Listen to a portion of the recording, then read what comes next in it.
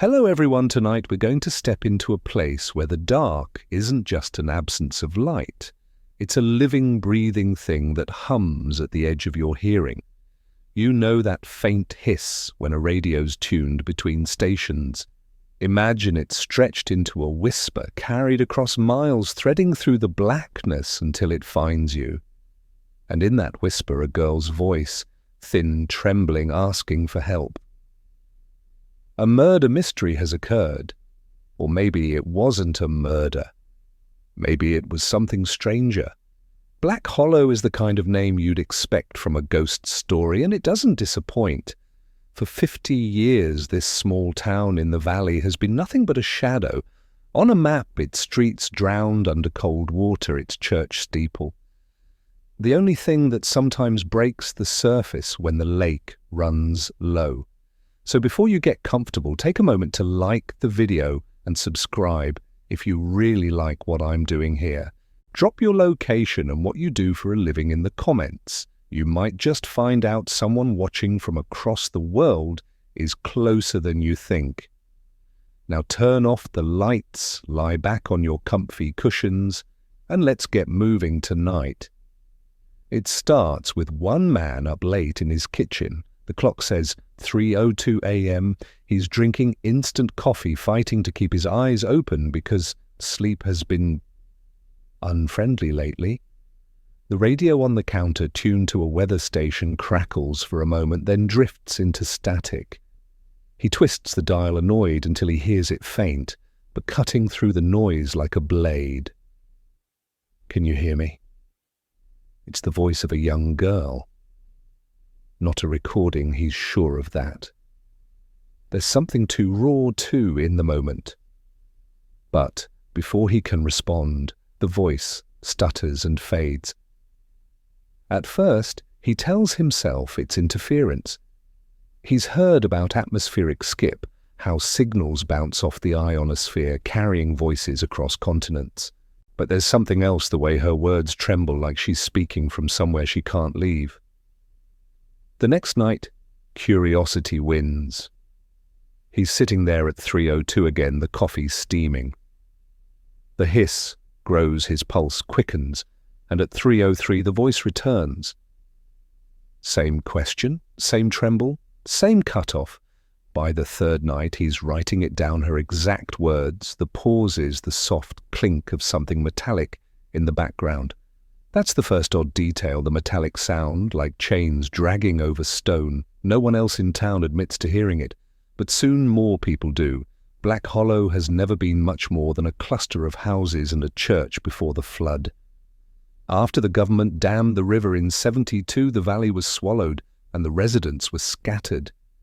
But those who stayed nearby in cabins and lake houses still feel like the place is theirs.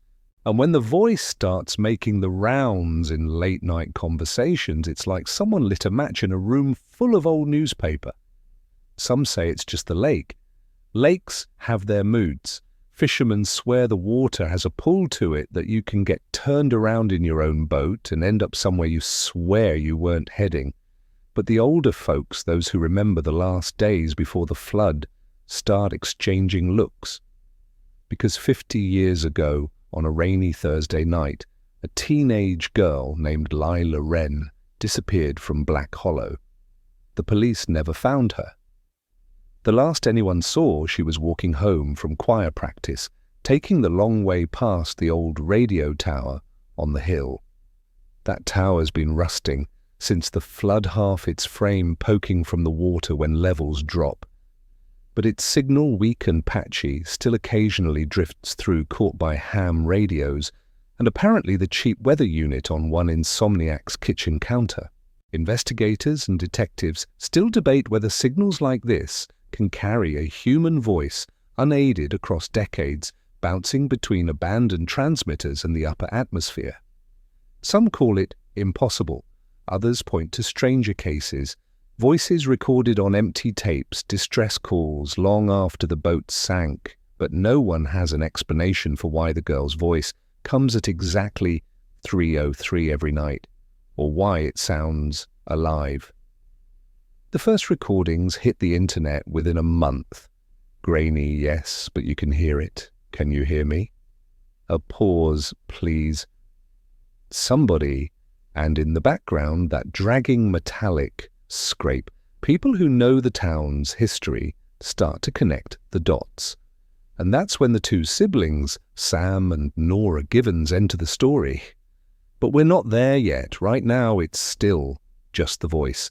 Still just the static in the dark, winding through an empty valley that shouldn't have any voices left at all.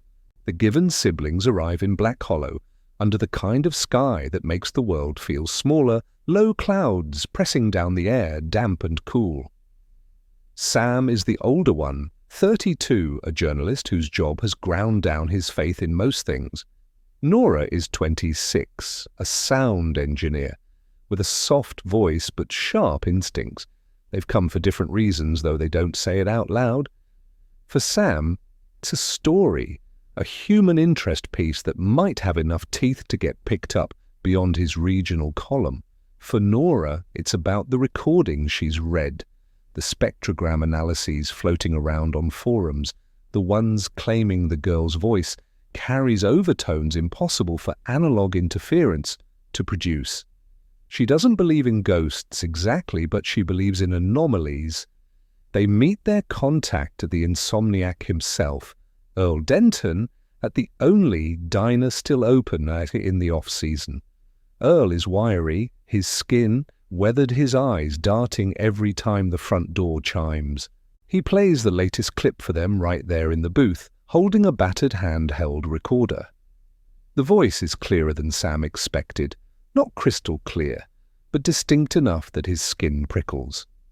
Nora leans in, eyes narrowed, catching the faint metallic scrape again. That's your chain sound, Earl says, watching her. Every night. Same time. I started timing it. Voice kicks in around 303 chains, hit around 305. Then nothing. It would be easy to write him off as just another lonely guy in a lakeside town with too much time. But there's something in his manner, a tension in his shoulders that doesn't feel like a performance. The siblings start asking around. Some people laugh them off. Others lower their voices, glancing toward the lake before they answer. A few claim they've heard the voice themselves, usually through old radios, sometimes over baby monitors. One fisherman tells them about a night in August when the water was so still it looked like glass. He'd cut the motor, letting the boat drift, when a voice floated across the lake. Not through speakers, not through any device, just in the air. He swears it was a girl calling out. That's impossible, Sam says later, walking back to their cabin. Or not, Nora counters. There are documented cases of sound carrying weird over water. Temperature inversion layers can bend waves, but that's not the same as a voice repeating the same words every night for 50 years. They decide to visit the remains of the old radio tower. This is easier said than done. Water levels are high, and the tower sits in the flooded valley. They hire a local named Patty, who runs a beat-up aluminum boat to take them out. The tower is a ghost of itself, its lower rungs swallowed by the lake, the top leaning at an unsettling angle. Rust streaks down its frame like dried blood. Nora sets up a portable recorder, pointing a shotgun mic toward it. They wait. The lake laps quietly at the hull. The clouds hang low, muting the world. Then at 3:03, the radio in Nora's lap hisses, and there it is. Can you hear me? Nora's hands freeze over the controls. Sam leans in instinctively, even though the voice isn't any louder here than it was at the diner. But this time there's more. Please. Somebody, I'm static, swallows the rest. Then faint but sharp, the metallic scrape. Patty shivers. We shouldn't be out here this late. When they get back to shore, Nora plays the recording again and again. There's something under the scrape this time, another sound almost like water dripping into a hollow space. She adjusts the filters, isolates the frequency. It's not random, It's rhythmic. Investigators and detectives are still debating whether old signals could survive in loops bouncing around damaged infrastructure like the tower. But nothing in the official literature accounts for environmental audio changing over time, adding new elements. By the time they turn in for the night, both siblings are wound tight. Sam pretends he's only thinking about his draft. Nora doesn't bother pretending she's already mapping out frequencies in her notebook. Neither of them notices that from their cabin porch, if you look across the water just right, you can see a faint light near where the tower stands. Not the blinking red of aviation markers, those are long dead, but a soft, constant glow. A glow that shouldn't be there. The next morning, the siblings wake to rain. Not a light drizzle, but a slow, steady downpour that turns the dirt road into a ribbon of mud and makes the lake's surface dimple endlessly. The clouds are heavy enough to make the entire day feel like early dusk. Sam is hunched over his laptop at the cabin's tiny table, trying to type, but keeps getting distracted by the way the rain blurs the tree line. Nora, meanwhile, is hunched over her audio workstation headphones on scrubbing through last night's recording for the 100th time. She freezes. Sam listens. He pulls the headphones on, reluctantly expecting the same loop he's already heard. But it's different.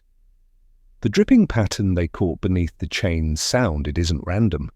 The spaces between each drop are too precise. It's 4/4 time, Nora says, like a metronome. Or footsteps. They sit in silence, the rain tapping on the roof. Later they visit the Black Hollow Historical Society, a one-room building that smells faintly of mildew. The only person on duty is Agnes, a woman in her late 70s with a memory like a steel trap. She listens to their questions without interrupting, then disappears into a back room and returns with a brittle manila folder. Inside are clippings from 1973. The headlines are small, buried on inside pages. Local teen drowns near tower. Body never recovered, strange radio interference. Baffles residents.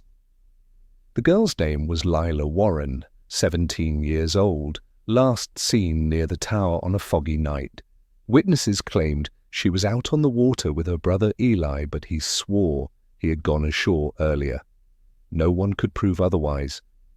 What about the brother, Sam asks. Moved away, Agnes says. Some folks think he couldn't stand the guilt.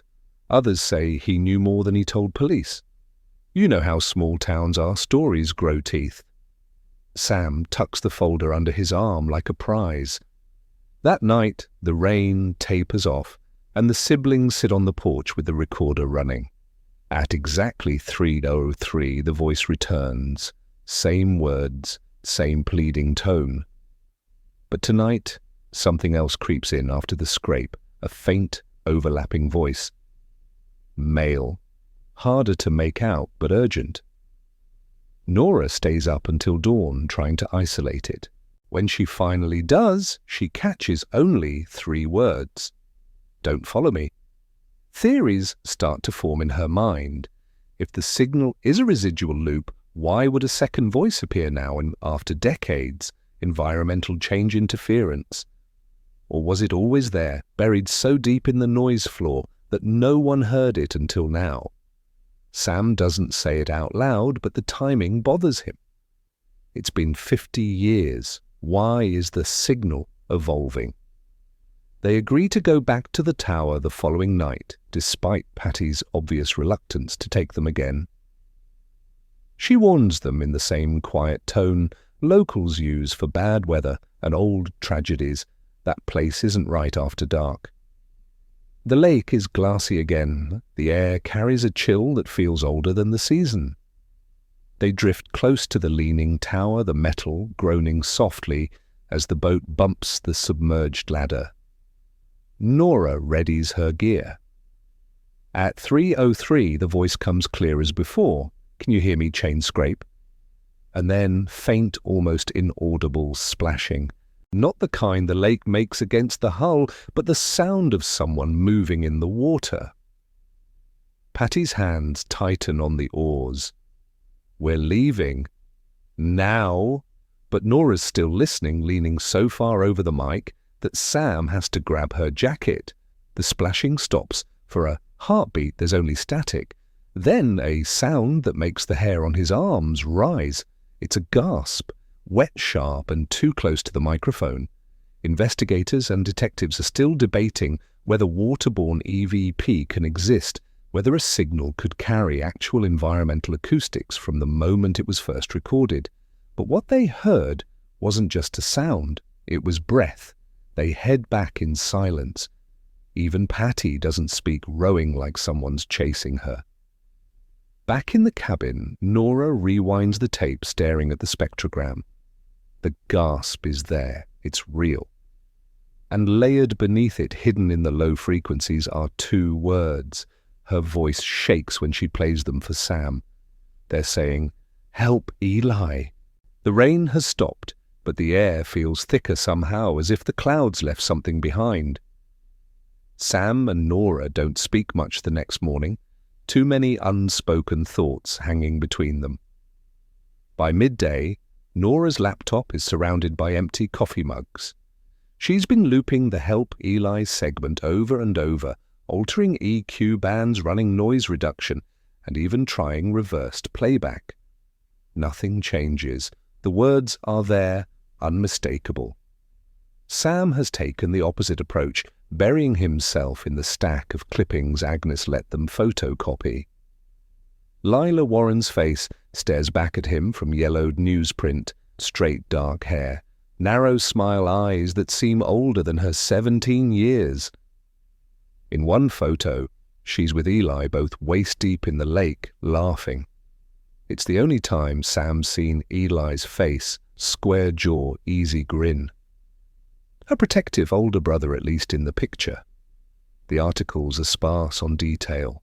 The police report referenced but not reprinted lists the official cause as probable accidental drowning, but there's a line from a local witness that keeps pulling Sam's eyes back. "I saw her waving, but he kept rowing." That night they meet Patty at the dock. She looks like she hasn't slept either. "You two keep this up and the hollow's going to stick to you," she says, shoving the boat off. They row in silence toward the tower. At 2:55 a.m., Nora starts the recorder early. She's convinced the pattern leading up to 3:03 might hold something hidden. The night is so still that the creak of Patty's oars seems like it belongs to another world. 2:57, nothing but the sound of water lapping.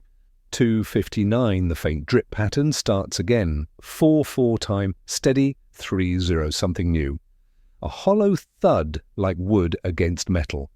Sam leans over the side. "There's nothing floating here," he whispers. 3:03, the voice, "Can you hear me?" Chains scrape, and then different. Instead of the gasp, they hear humming. Low, tuneless, almost childlike. It continues for nearly 20 seconds before cutting out abruptly. Nora's hands are shaking so badly she nearly drops the mic. Patty refuses to linger this time. That's enough for one night. Her tone isn't angry, it's afraid. Back in the cabin, Nora filters the recording. The humming is inhumanly steady, like it's being fed through some kind of modulation. But overlaid in the higher frequencies is a faint ripple of something else, the sound of rowing. They try to match it to Patty's oar strokes from earlier. It's not the same rhythm. The realization creeps over both of them at the same time. Whoever or whatever was recorded rowing wasn't with them. Sam scrolls through archived weather data for 1973, cross-referencing with the date of Lila's disappearance. Fog, he mutters, dense fog with low wind speeds, the kind that would swallow sound and sight in equal measure. Maybe, Nora says slowly, we're not just hearing her voice. Maybe we're hearing the night she died. Neither of them says the obvious. If the audio is a loop, Of that night, it means Eli was there. And the "don't follow me" wasn't for a stranger. Investigators and detectives are still debating whether an environment can trap a moment in such a way that it can be replayed decades later, a phenomenon sometimes called a stone tape recording. But most cases don't evolve. They repeat exactly, which means something about Black Hollow is different. At dawn, Sam finds Patty outside the cabin smoking a cigarette. If Eli's alive, he asks where would he be. She exhales a thin stream of smoke eyes on the lake. If he's smart, nowhere near here. But people like him, people who lose someone out there, they don't ever really leave. It's the first time she's hinted she might know more than she's said. When Sam presses, she doesn't answer, just stubs out the cigarette, glances toward the tower, barely visible in the mist, and walks away. The next evening, Sam finds Patty's words looping in his head like a broken tape. People like him don't ever really leave. Nora's already at the dock when he arrives, hunched over her laptop with a pair of noise-cancelling headphones. She pulls them off when she sees him. I layered last night's rowing sound with the 1973 Water Patrol recordings I dug up, she says. They match in cadence, almost exactly. Sam frowns. Water Patrol. She nods. They were out looking for Lila that night. If what we heard was the search team, then why did it come before the voice? It's a question that gnaws at them as they row back to the lighthouse at midnight, hoping to catch an earlier slice of the loop. Patty didn't want to come this time. Too close to the full moon, she muttered, whatever that means. The wind picks up as they reach the shadow of the tower, the boat rocking just enough to make the water slap against the hull. Sam grips the recorder tight, the red light blinking in his palm. At 2:56, the drip starts. At 2:58, there's a faint splash, as if something just slipped beneath the surface. 2:59 rowing. 3:00 wood on metal. 3:02, a sharp, panicked breath. And then right at 3:03, the voice comes closer than it's ever been. Sam. The name nearly knocks the breath from him. Nora hears it too. Her eyes widen. That's not possible, she says, voice trembling. Sam doesn't answer. His throat is tight. No one here knew his name. The chain scrape follows, but this time it's longer, like something being dragged across the dock. When the sound cuts off, the silence is deafening. They row back without speaking. Later in the cabin, Nora rewinds the tape over and over, trying to convince herself she misheard. But the waveform spikes perfectly on the S sound. It's clear, and it's not a question meant for anyone else. I think it knows we're here, she finally says. Sam doesn't disagree. They start digging deeper. Newspaper microfilm at the town library reveals that Eli Warren never testified in any formal inquiry.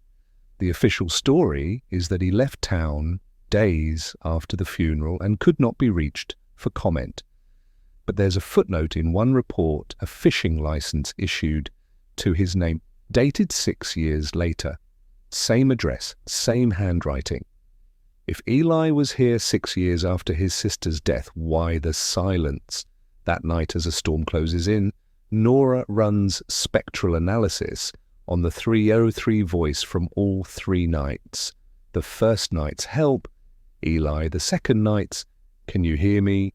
and last night's Sam all share the same voice print, same person, which shouldn't be possible unless that person somehow knew Sam's name before he ever arrived.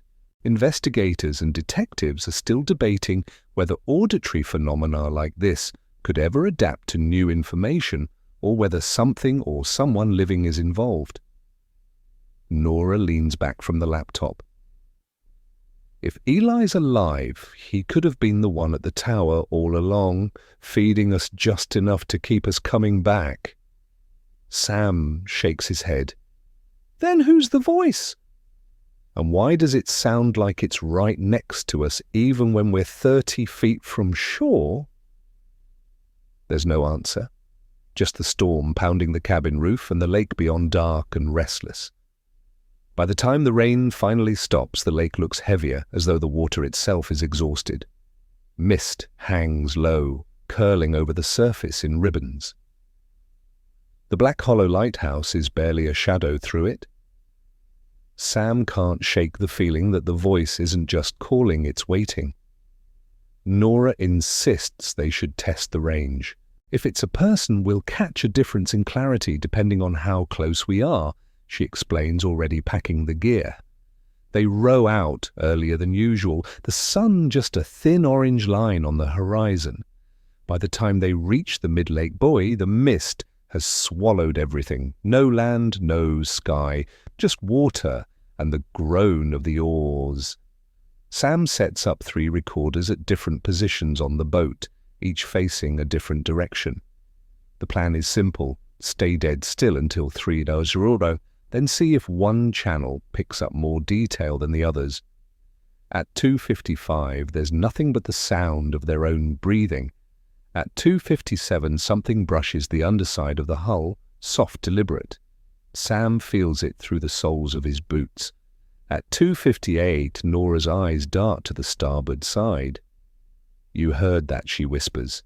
A single, steady drip echoes from somewhere in the mist, followed by the faintest metallic creak. Then at 3:00 sharp, the rowing starts. It's clearer than ever, not the echo of oars in water, but the tangible pull, splash, pull, splash, of someone right alongside them. Sam fights the urge to look over the edge. The sound passes, moving toward the lighthouse. 3, you 2, wood against metal. 3, you 2, 3. This time the voice says, "They're coming for you, not us, not him. You." It's the way the word rolls out, urgent, almost kind, that chills Sam more than the content itself. Nora's hands fly over the controls, marking the time, checking the gain. She mutters under her breath, it's directional. Channel 3's spike is almost double the others. Sam peers into the mist where Channel 3's mic is pointed. That means it was on this side. Close, too close. They pack up fast, rowing back in silence. Later, reviewing the recording, they notice something buried under the voice.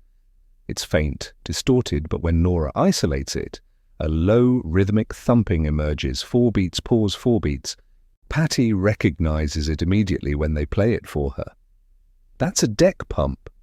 The old lighthouse had one for bailing water when storms hit. It hasn't worked since before Lila disappeared. Sam's brow furrows, so either someone fixed it, or it's something else mimicking the sound. Patty gives a thin smile, or maybe it never stopped. Historical records back her up in a way Sam doesn't like. A 1961 maintenance log mentions phantom operation of the deck pump during calm nights. The keeper at the time, Harold Greaves, claimed he'd check it and find the handle moving on its own. Investigators and detectives are still debating whether environmental factors could cause mechanical systems to behave that way without human interaction, or if it points to something no one's ready to admit. Sam closes the folder. Whatever's happening, it's escalating. It knows my name.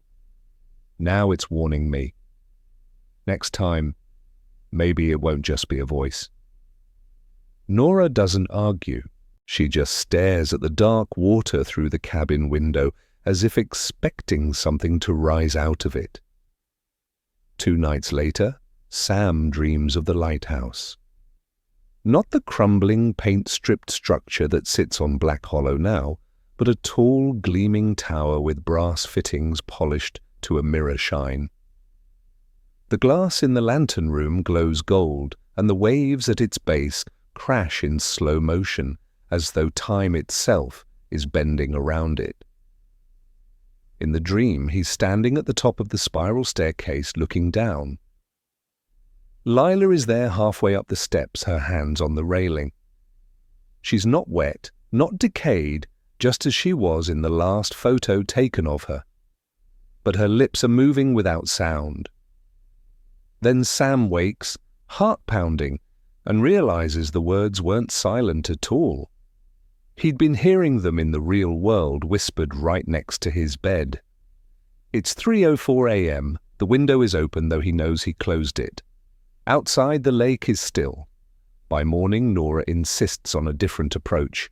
We've been treating this like a signal to decode. Maybe it's not. Maybe it's an invitation. Sam doesn't like the implication. Invitations can be traps. They argue over coffee until Patty interrupts carrying a yellowed map. This is from 38, before they dredged the North Channel. She points to a cluster of markings around the lighthouse, shallow spots. The old keepers called them the widow's teeth. You hit one of these with a wooden hull, you'd be stuck until tide turned. Guess where the deepest one was? Sam traces the spot with his finger. It's directly where they'd been anchored when the rowing passed them.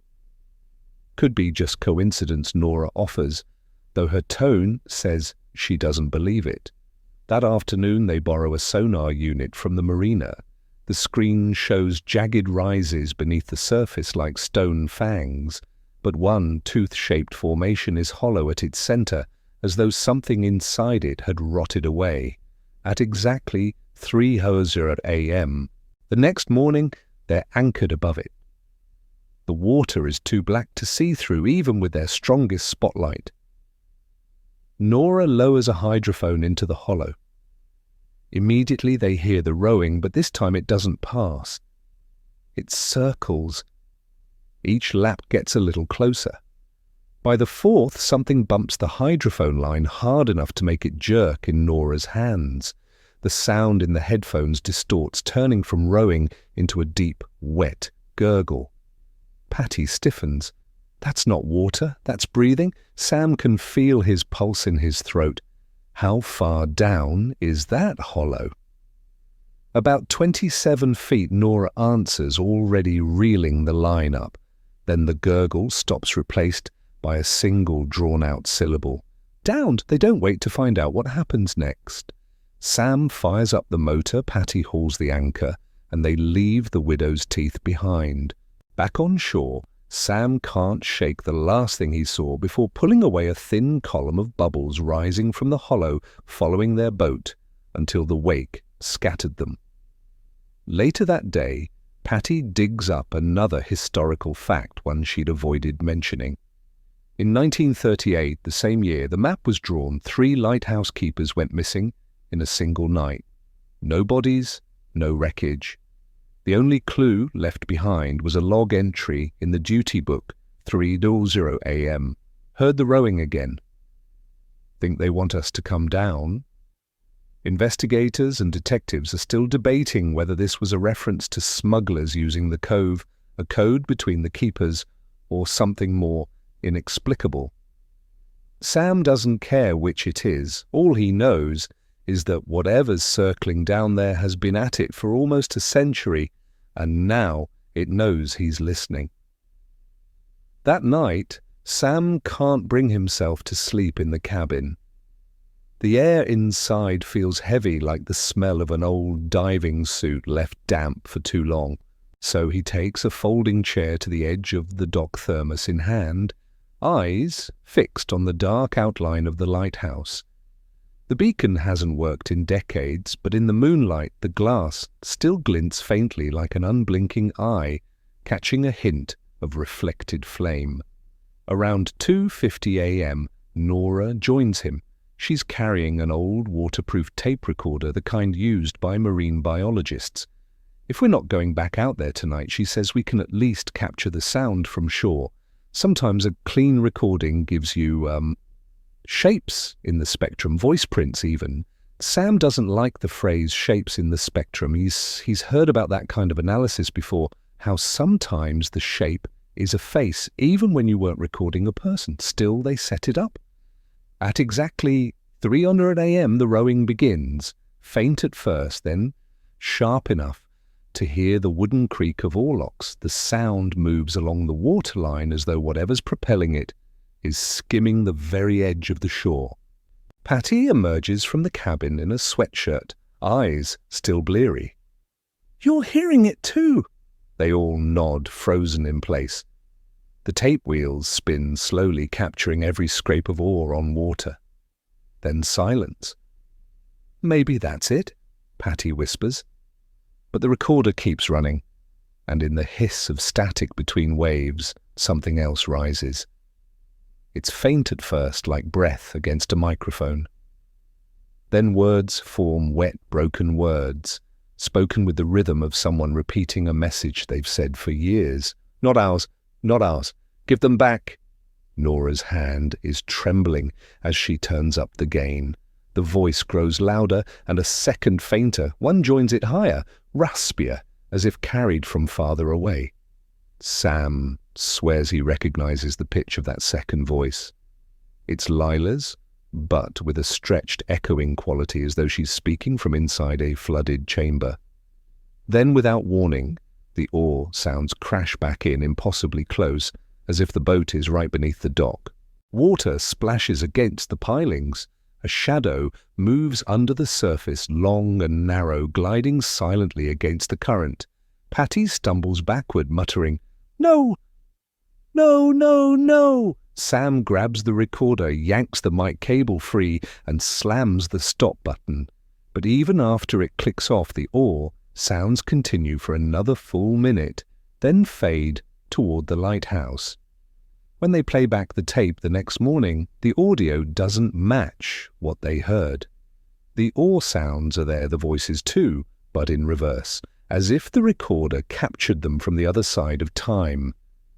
And at the very end of the reversed track, one word repeats over and over, almost cheerful in its sing-song delivery. "Soon, soon, soon." Patty refuses to listen again. Nora starts running voice recognition software on the track, her screen filling with jagged green peaks. Sam just stares out the window toward the lighthouse, thinking about how a word like soon could mean anything an hour a year, or the exact moment you let your guard down. That evening, Patty makes another discovery.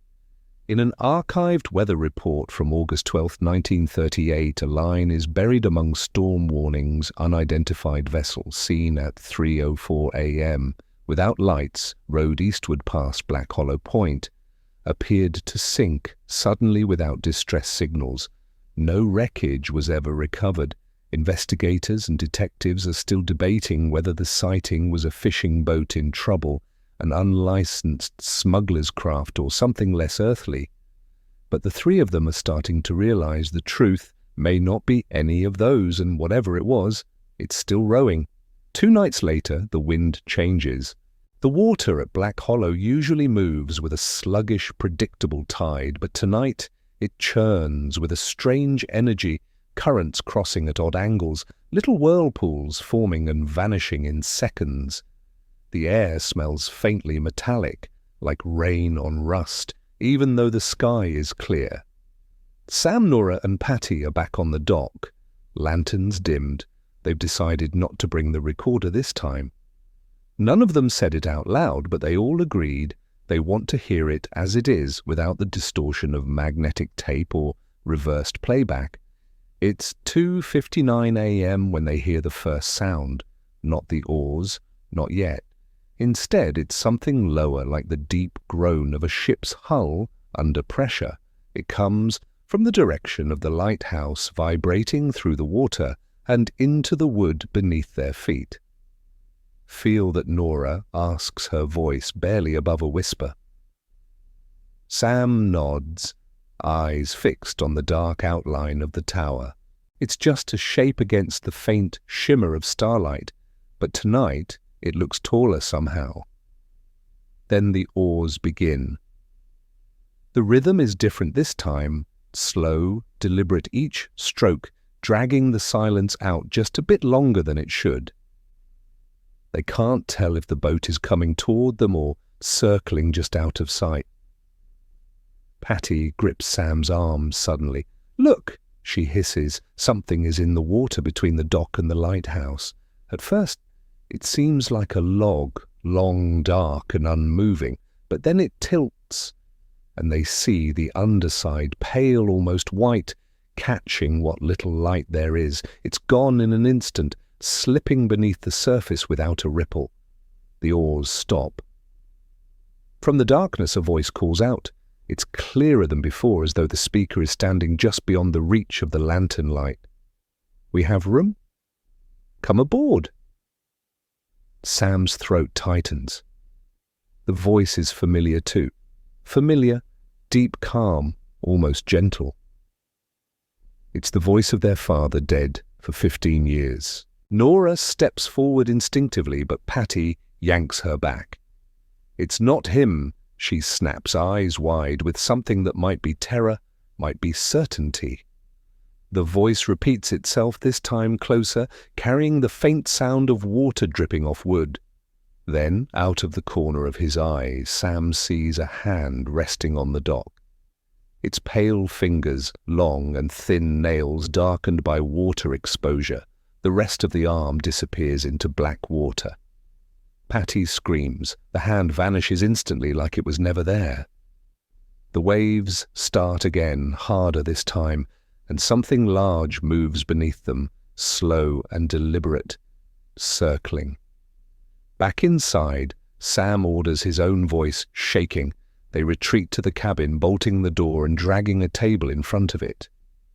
From inside, they can still hear the oars circling the dock, now scraping wood occasionally, as if testing the edges. They keep going until dawn.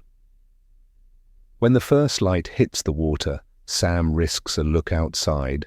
The dock is soaked puddles collected in the grooves of the wood, and in the center, right where the hand had been, is a small, neat pile of shells arranged in a spiral pattern.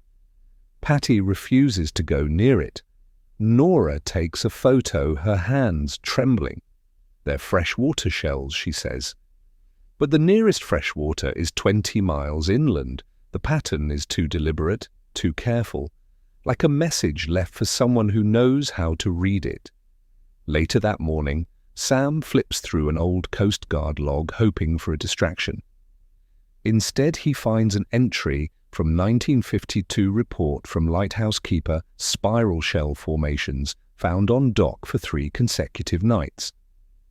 Advised removal. Formations reappeared by morning. Believed to be a local superstition, origin unknown. Investigators and historians are still debating whether the spirals were some form of sailor's charm, a cryptic signal, or an offering. But Sam doesn't think they were meant for sailors. Not anymore. By the next night, the spiral is gone. No one saw who took it, or if it simply disappeared on its own, but the dock looks clean, swept almost as though someone had carefully erased any trace of what happened. Nora insists they skip the dock entirely tonight. Patty agrees instantly. But Sam, stubborn as ever, argues that avoiding it will only make them more afraid.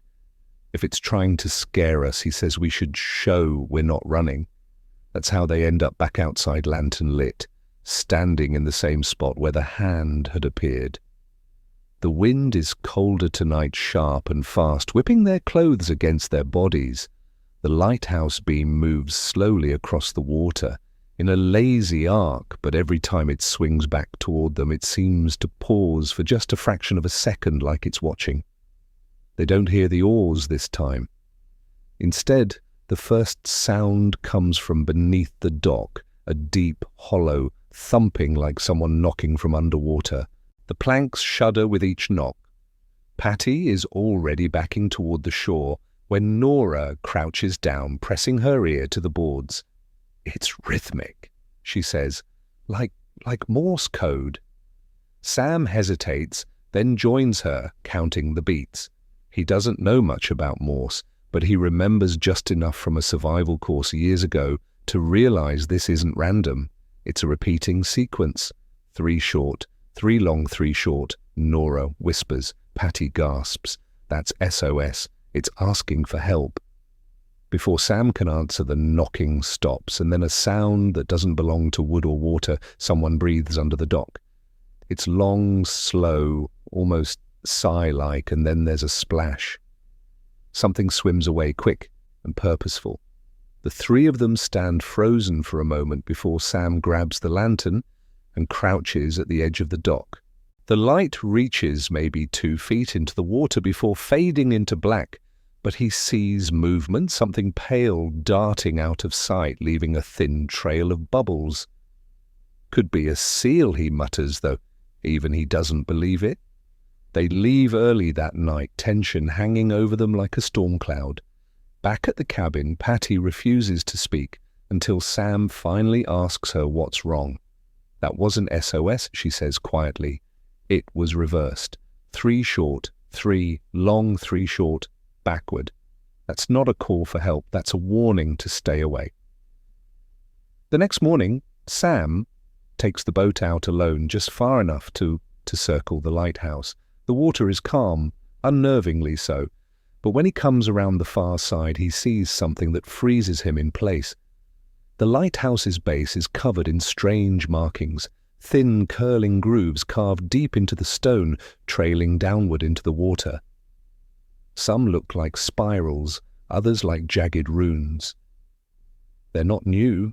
The edges are worn smooth as though they've been there for decades. When he returns, Nora looks pale at the sight of him.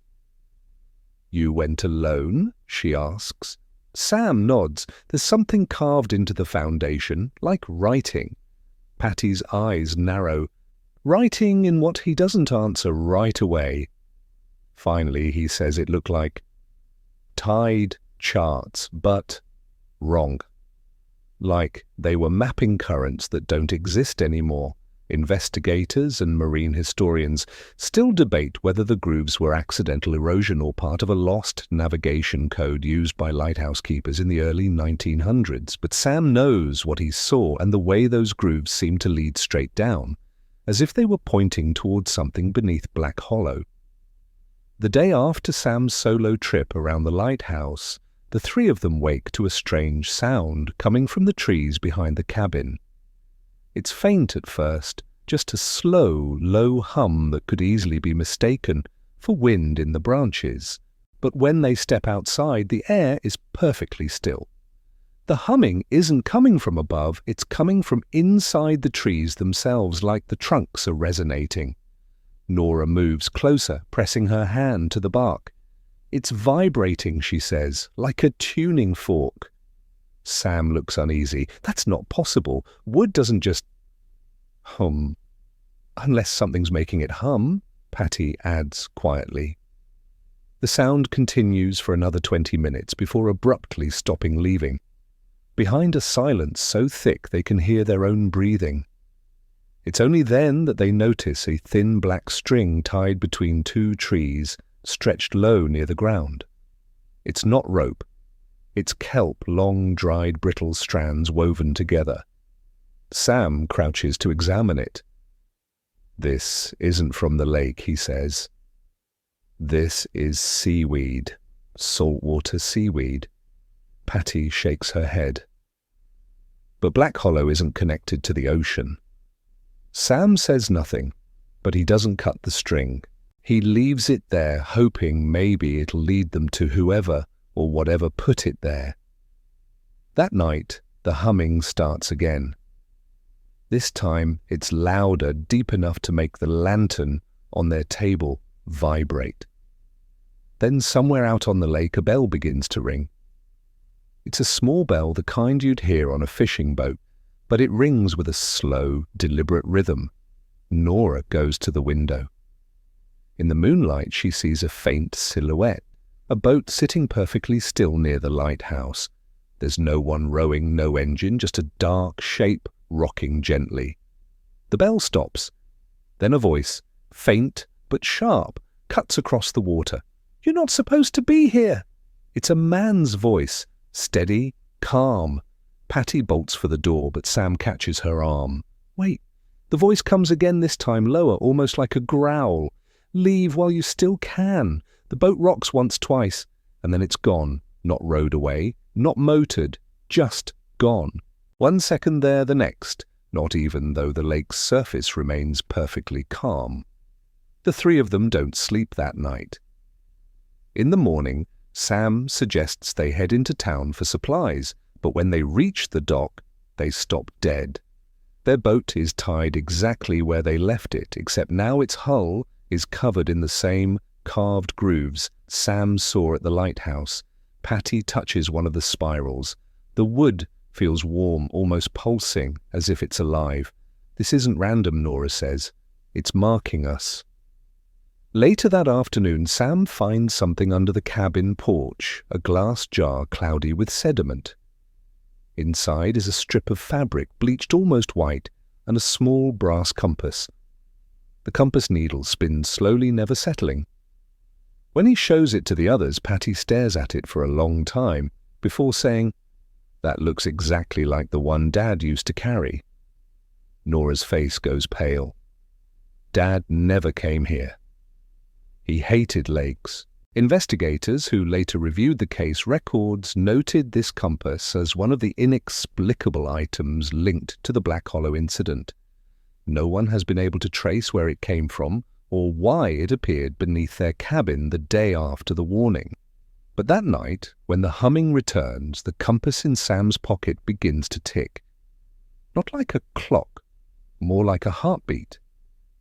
By now, the days at Black Hollow feel less like a trip and more like a slow siege. They no longer talk much during meals. Every creak of the cabin's wood, every ripple on the lake feels like a coded message they can't quite decipher.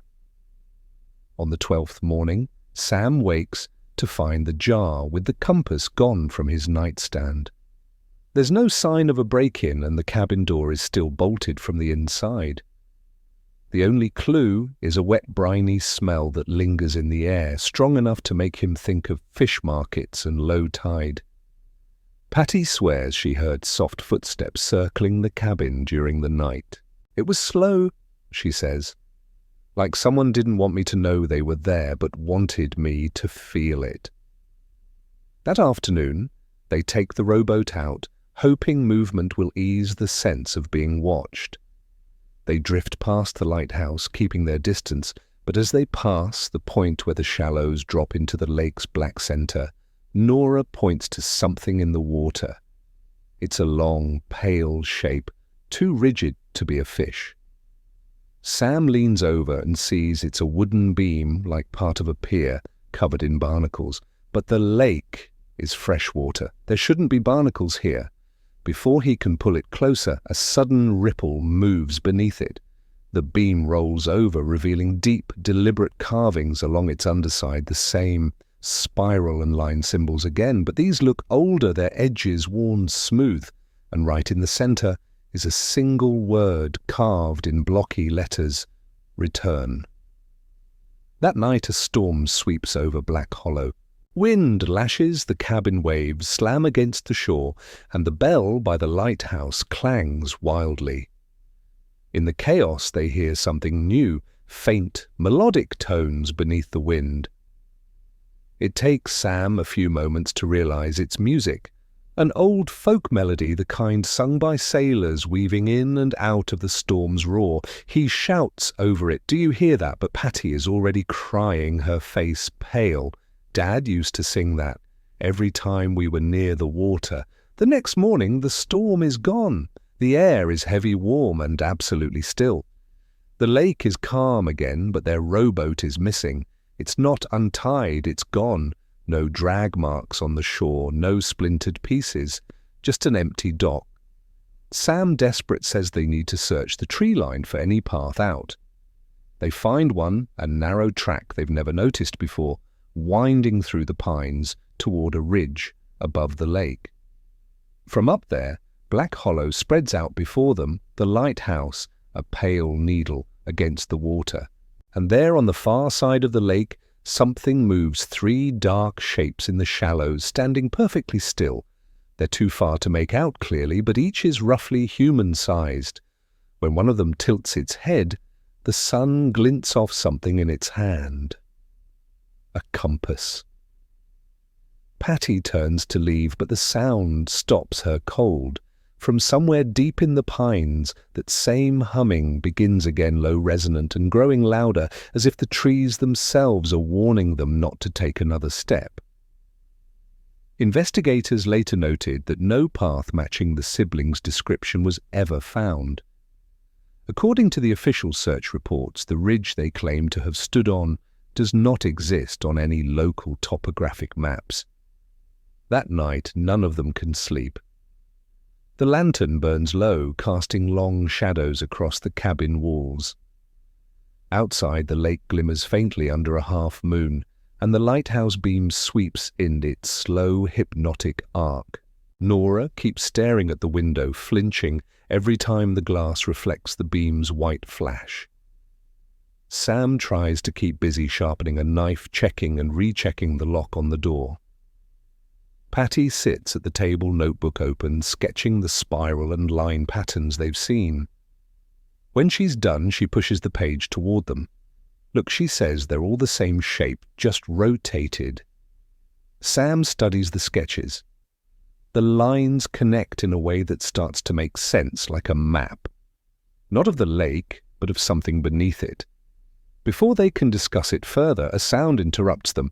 3 slow knocks on the door. Not frantic, not hurried, just a patient, deliberate rhythm. Sam freezes. "No one's out here," he whispers. The knocks repeat. He grabs the lantern and steps toward the door. Against Patty's protests, he swings it open. There's no one outside. Only a small waterlogged package wrapped in waxed cloth lying on the threshold. Inside is their missing compass, but the glass is cracked and the needle spins wildly in slow, irregular circles as if something unseen is interfering with it. Nora backs away. It's not broken, it's listening. Later, when the wind picks up, they hear it again, the humming. This time it's accompanied by faint voices, overlapping and impossible to untangle. The sound seems to come from both the water and the air around them.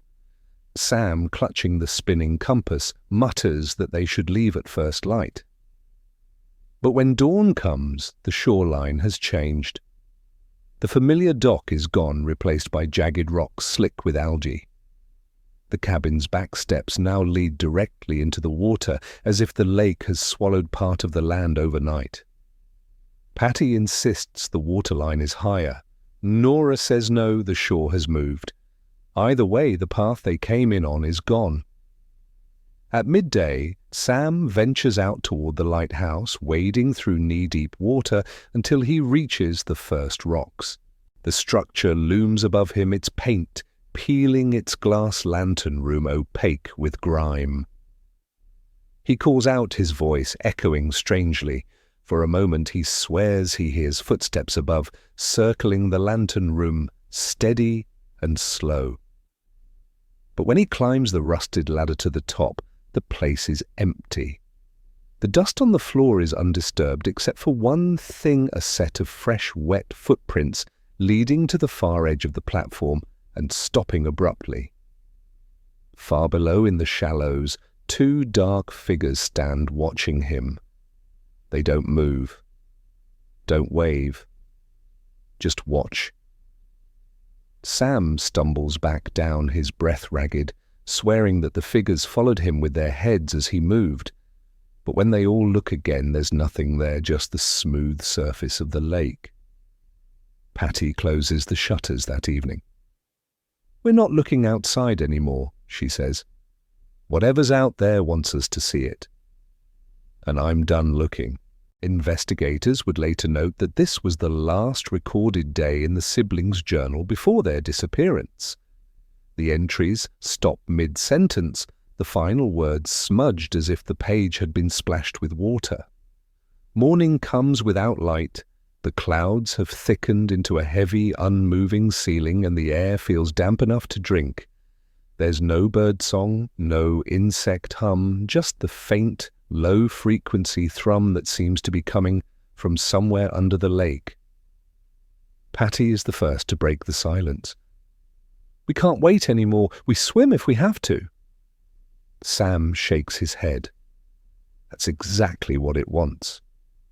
No one asks what it is. They pack their bags anyway, keeping the broken compass because they can't bear to leave it behind. Nora shoulders the heaviest pack, muttering something about weight keeping her steady. They open the cabin door and step out into knee-deep water where the yard should be.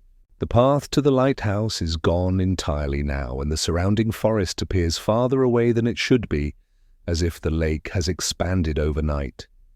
The water is unnaturally clear. They can see stones and branches resting on the lake bed, along with things that look like bones. Patty tries not to look down.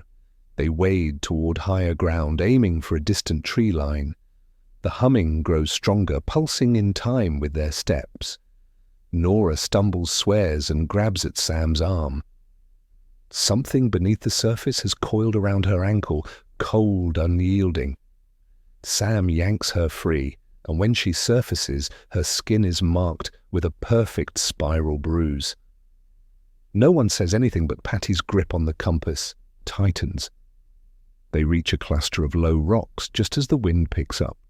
The lake's surface ripples, forming perfect concentric circles that radiate outward. In the center, far away but visible, is a dark column rising from the water, too tall to be driftwood, too narrow to be a natural rock. It's humming. Sam pulls binoculars from his pack. His breath catches. It's not a column, he says.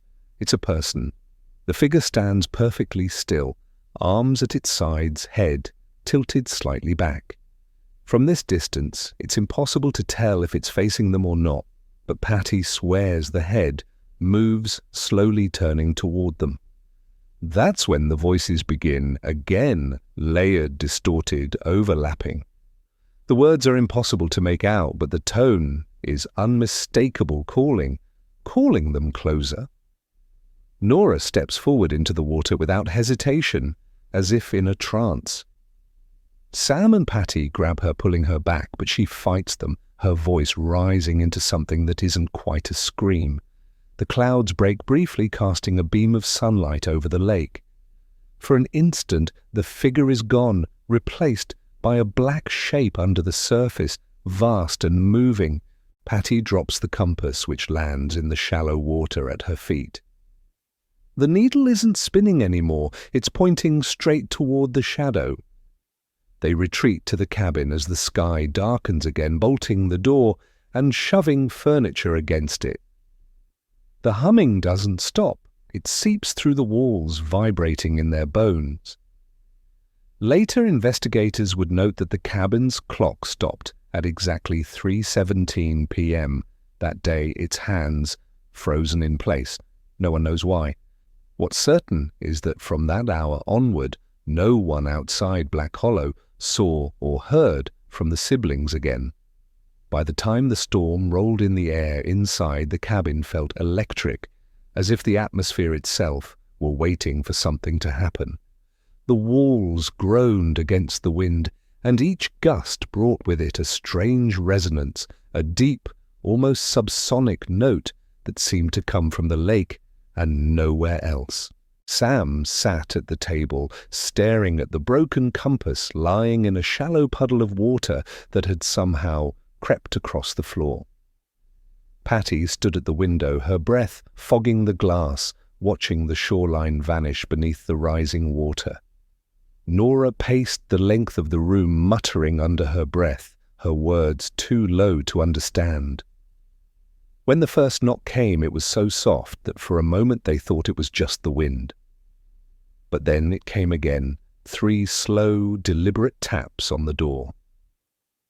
No one moved. The third series of knocks was louder, echoing through the room. Patty backed away from the window. Sam reached for the lantern, but the light sputtered and went out, leaving them in darkness. The knocking stopped. From outside, a voice called low, calm, and eerily familiar. It was their father's voice, even though they had all been at his funeral 20 years ago. "Kids, open the door. It's time to go." Sam shook his head violently. "It's not him," he whispered. The water was ankle deep, now sloshing against the furniture. Nora suddenly lunged for the door, yanking it open before anyone could stop her. The wind exploded inside, carrying with it the scent of brine and something older, something metallic. Beyond the doorway there was no porch, just the black, endless surface of the lake stretching right up to the threshold. And standing in the water perfectly still was the figure they'd seen before. Its face was blurred, shifting in a way that made the eyes hard to focus on, but it was wearing their father's jacket. The humming grew louder, overwhelming.